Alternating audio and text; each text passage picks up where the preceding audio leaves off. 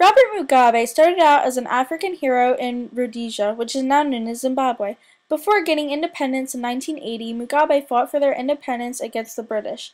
Speaking out against foreign right rulers got him put in jail for over 10 years. After being released from a prison, he joined the Zimbabwe African National Union. Zimbabwe went through a civil war leading up to their independence, and the UN called for a ceasefire. They debated at a London conference and decided to grant Zimbabwe their independence in 1980. Mugabe took over power as Prime Minister of Zimbabwe and later became president in 1986. His decisions has turned the country upside and destroyed Zimbabwe's economy. Today on Oprah, Robert Mugabe is here to talk about the current state of Zimbabwe.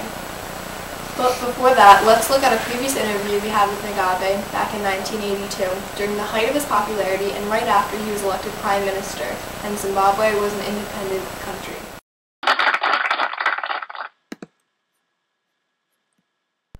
Today, our guest is Robert Mugabe, an individual who fought for Zimbabwe's rights and was released from prison just 5 short years ago for fighting against white minorities. First, can you explain how you became known as a war hero? Well, to be honest with you, I do not consider myself by any means a war hero. I consider myself an individual who is fighting for Zimbabwe's rights, specifically white minority rule. But I expect that from any person fighting for their country. As I was fighting in this struggle, I got arrested and remained in a prison in Rhodesia for 10 years. In about 1975, I participated in the Bush War. In 1979, people started associating me with an African war hero, which I do not by any means classify myself as.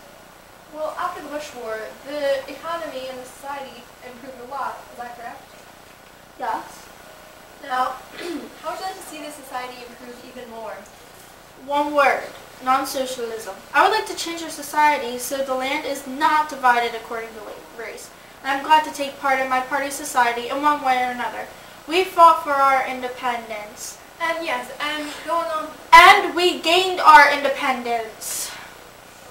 Okay, well, how's the economy doing in Zimbabwe, and how would you like to see it improve in the future? Right now, as mentioned before, our economy is based on socialists. The economy is doing spectacular after the Bush War and the sanctions ended.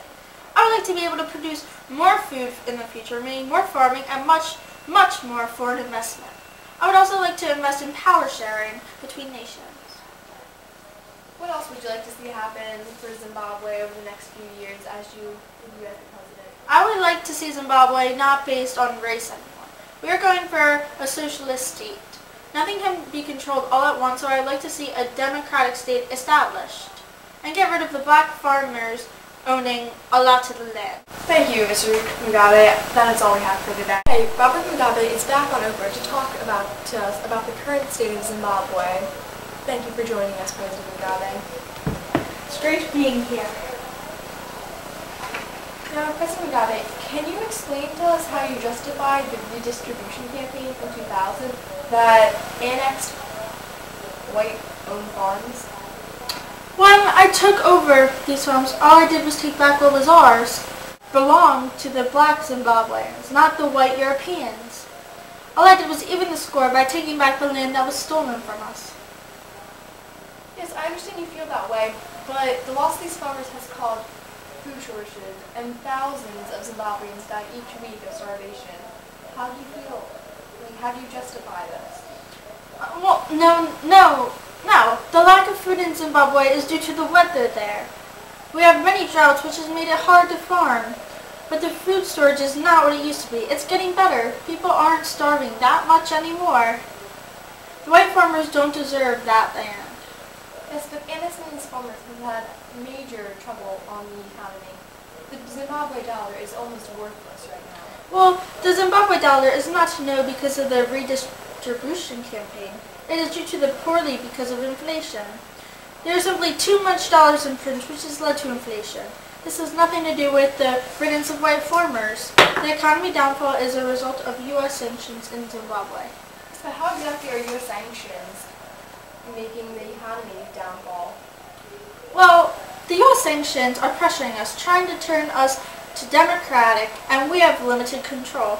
The U.S. sanctions are splitting the power-sharing government so that we cannot come to a resolution for solving the economic problem. However, we are trying to fix the economy, which is something the U.S. does not understand. Since the Zimbabwe dollar was so poor, we just had to get rid of it. We trade, and currency from the surrounding countries is used to purchase things. The hope is to start off fresh with a stronger type of money and hope that the time off will help the economy. Inflation come about when we printed money whenever it was needed, which drove the amount of money and dropped the value. So by getting rid of it altogether, the value should go up and we will start fresh with a new currency in the future. Now, this idea came about during power-sharing government.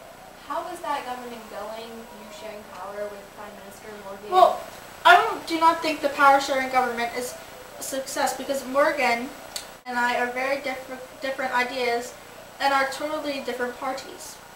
Morgan belongs to the MDC and I... MDC, that stands for Movement for Democratic Change. Yes, well, I am the leader of the ZANUPF, Zimbabwe African National Union Patriotic Front. Wouldn't Changarai make a better leader for Zimbabwe than you because he's part of it? He wants Zimbabwe to move for a democratic change, which is what the U.S. sanctions want. Well, he would not make a good leader of Zimbabwe, though, because this is not what Zimbabweans want, nor it's not what Zimbabwe needs. Zimbabweans do not want to become democratic, which is why Zimbabweans do not want Morgan as their leader.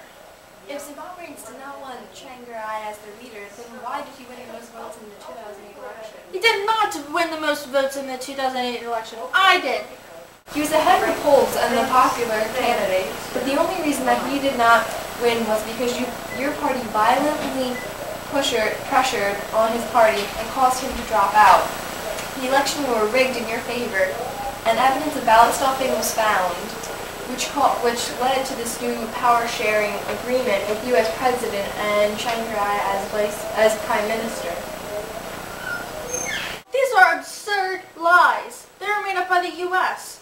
They were made to give me a bad image so he could be elected and Zimbabwe would be democratic to please the U.S.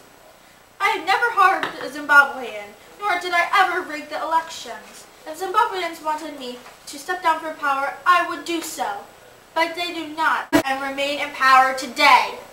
It looks like we're out of time. Thank you very much for talking with us, and it was very nice speaking with you.